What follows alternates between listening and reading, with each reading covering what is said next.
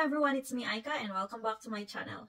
So for today's vlog, I'm going to share with you how much do USRNs make in a year or per hour. And I'm also going to share with you my favorite paycheck. But it doesn't necessarily mean that every 2 weeks this is the same amount of salary that I am getting. It's just my favorite paycheck.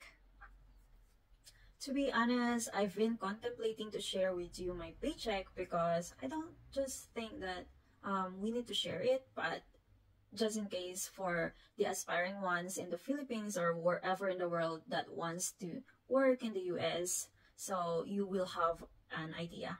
So without further ado, let's get started. How much do USRNs make? The answer is, it depends. So what makes the USRN salary differs from one another?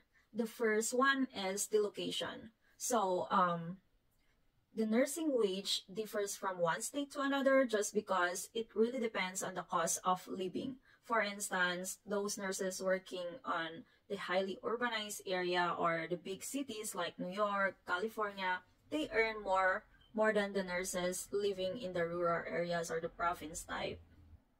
In addition with that, it also depends on what type of nursing career you have. There are those who are LPN, RNs, nursing instructors, nurse practitioners, and other nurses who specialize in different areas.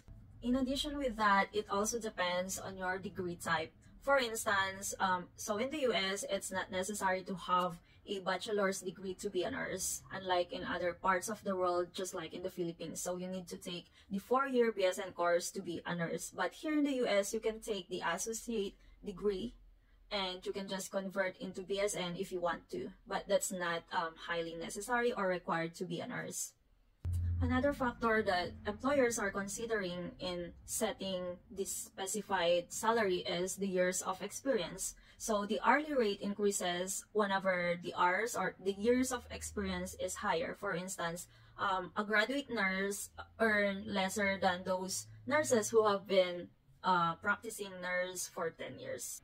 And another factor is the specialty. So being a nurse gives us a lot of chance or a lot of choices. We can be an emergency nurse, ICU nurse, OR nurse, and so on and so forth. But according to Nurse.org, the highest specialty area of nurses that are earning a lot are those who are in the operating room. So the operating room nurses earn more than the ICU nurse or any other bedside nurses.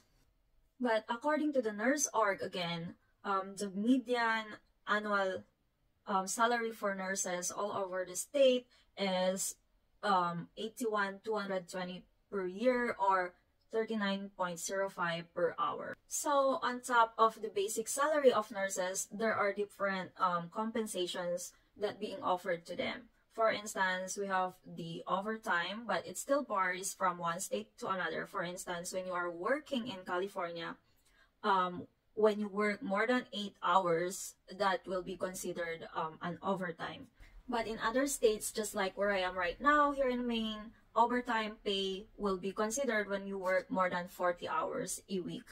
Anyway, some facilities and hospitals also give a evening shift differential and night shift differential. There are also different kinds of bonuses such as supplemental bonus. So when you work or when you pick up an extra shift from your regular hours, so in our case, so if you pick up like another 12 hours, you will be given a bonus. So right now, because there is a shortage for nurses, if some facilities or majority of the facilities and hospitals also offer sign-on bonuses ranging from 5,000 to 20,000, and it depends really.